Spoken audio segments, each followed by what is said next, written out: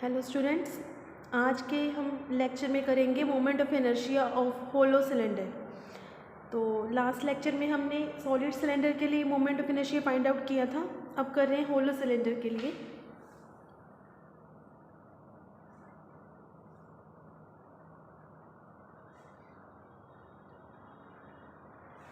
देखिए, होलो सिलेंडर का मतलब हुआ कि जो सिलेंडर अंदर से उसका कुछ पार्ट जो है वो खोखला है, अंदर से खाली है वो। तो पहले इसको ड्रॉ करेंगे हम। सपोज हमारे पास कोई सिलेंडर है,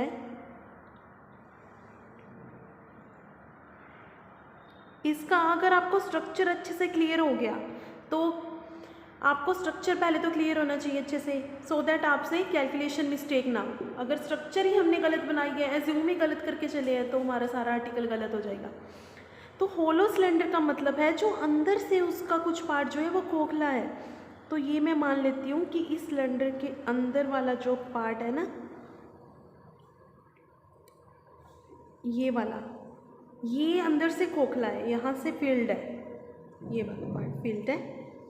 ठीक है, तो ये होलो सिलेंडर है। अब सपोज कर लेते हैं जो इसका अपना एक्सिस है वो ये रहा, बिल्कुल सेंटर से पास होता है, वो तो लेंथ के लॉन्ग होता है। तो ये इसका एक्सिस है सिलेंडर का। अब जो छोटे वाला हमारा अंदर वाला पार्ट है उसकी रेडियस हम मान लेते हैं स्मॉल आर, और जो ये बड़े वाला सिलेंडर वाला पार्ट है इसकी रेडियस मान लेते हैं कैपिटल आर। अब देखिए, हम क्या करते हैं कि हर चीज़ में जब भी moment of inertia find out करते हैं उसका एक छोटा सा पार्ट कंसीडर करते हैं। हमें मोमेंट ऑफ इनर्शिया फाइंड करना है इसके एक्सिस के अबाउट। तो इसके एक्सिस के about moment of inertia find करने के लिए हम ये जो बीच वाला पार्ट है ना फील्ड, वहाँ पे एक सिलेंडर को कंसीडर करके चलेंगे। तो यहाँ पे एक सिलेंडर को हम कंसीडर कर रहे हैं, ड्रॉ कर रहे हैं।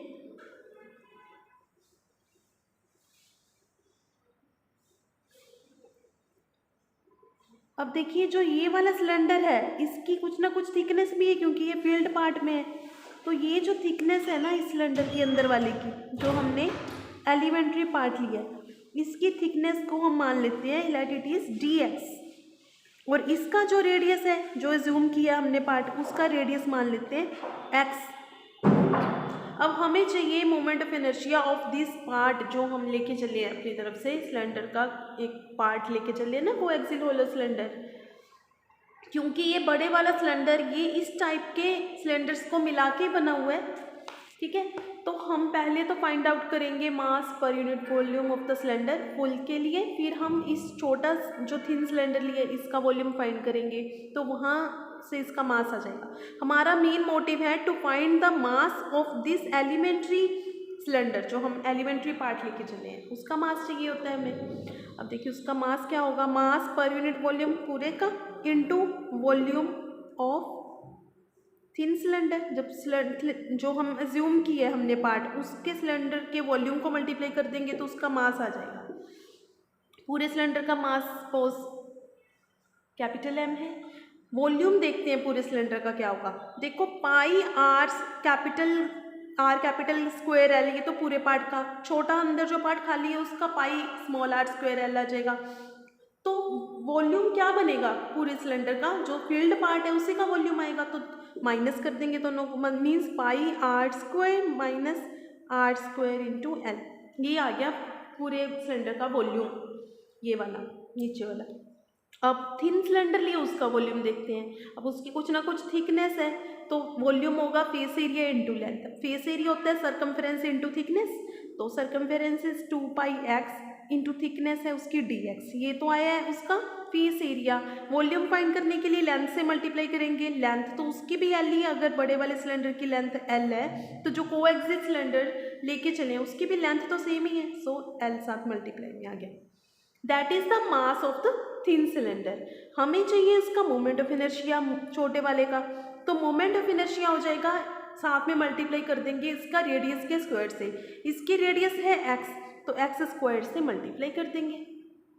अब moment of inertia hollow cylinder का पूरे का चाहिए, तो इंटीग्रेशन कर दो इसका। इंटीग्रेशन की लिमिट देखिए, हमें इसके सिलेंडर का जो एक्सिस है इसके बाद मोमेंट ऑफ इनर्शिया चाहिए, तो लिमिट लगेगी स्मॉल r से कैपिटल R, ताकि पूरी रेंज को वो कवर करे।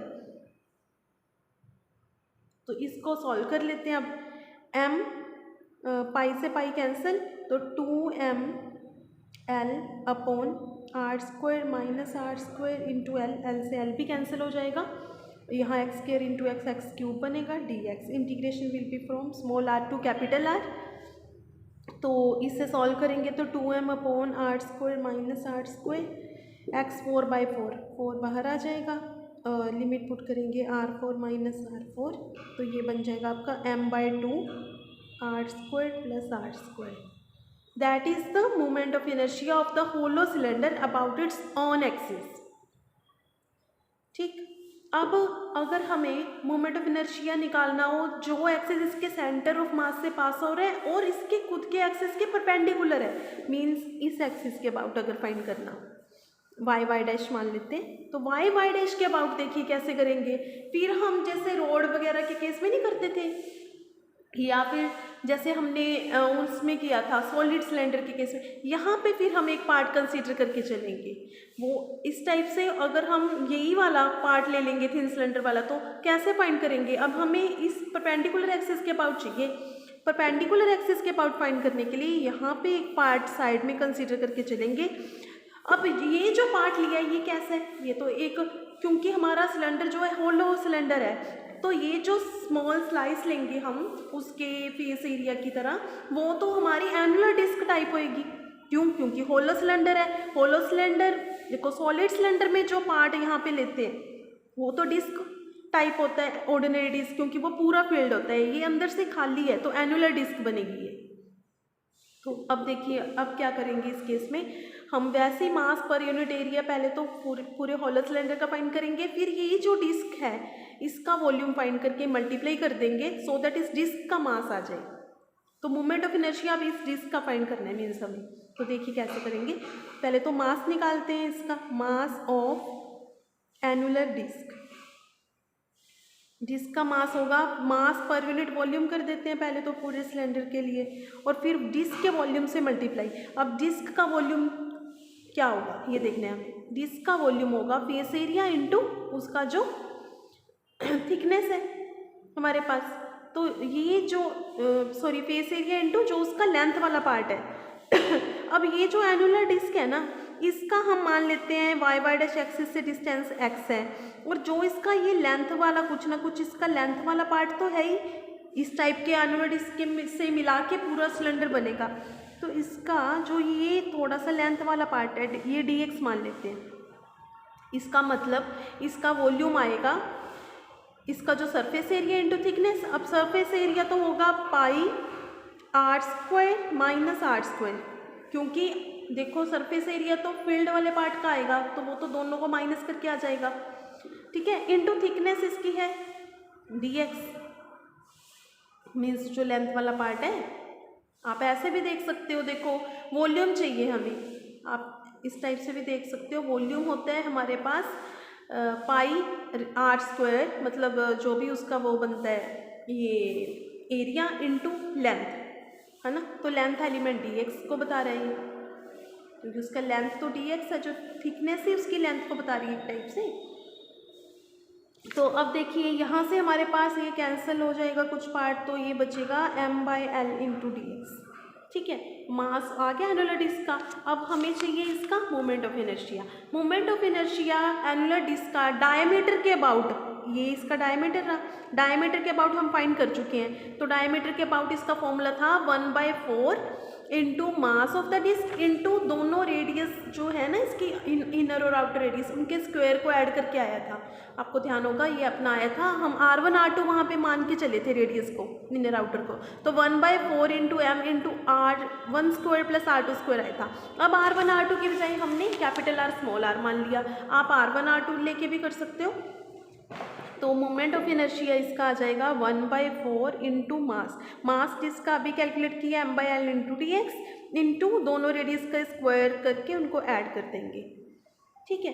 तो ये तो मोमेंट ऑफ इनर्शिया डायमीटर के अबाउट आ चुके हैं। अब हमें चाहिए वाई वाई डैश के अबाउट। तो वाई वाई डैश के अबाउट निकालने के लिए पैरेलल एक्सिस थ्योरम यूज़ करेंगे, बिकॉज डायमीटर और ये एक्सिस एक दूसरे के पैरेलल हैं। तो पैरेलल एक्सिस थ्योरम अप्लाई कर दो, तो जो ये वैल्यू आई है इसमें ऐड हो जाएगा mass of the annular disc और इनटू इसके बीच के डिस्टेंस का square, means M by L into D X into X square, ये और ऐड हो जाएगा। तो that is the moment of inertia of the annular disc about Y Y dash axis. But हमें तो पूरे सिलेंडर का चाहिए, पूरे होलो सिलेंडर का फाइंड आउट करने के लिए integration will be from -L/2 to L/2, because इस एक्सिस के अबाउट निकालना था ना, तो पूरा तभी कवर होएगा, इधर भी हाफ लेंथ है इधर भी हाफ लेंथ है, पूरी L थी, तो -L/2 से L/2 पूरा कवरेज करने के लिए उसको।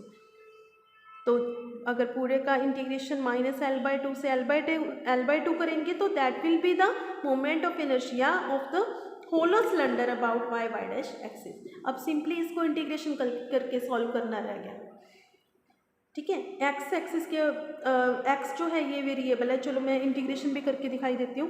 देखिए जो कांस्टेंट है बाहर ले लेंगे, m/4l r square plus r square, यहाँ पे बचेगा आपका dx का इंटीग्रेशन -L/2 से L/2, लेकिन ये इवन फंक्शन है तो ट्वाइस करके 0 से L/2 कर सकते हैं, फिर प्लस m/l कांस्टेंट है x स्क्वायर dx, ये भी इवन फंक्शन है तो इसका भी ट्वाइस करके 0 से L/2 कर सकते हैं।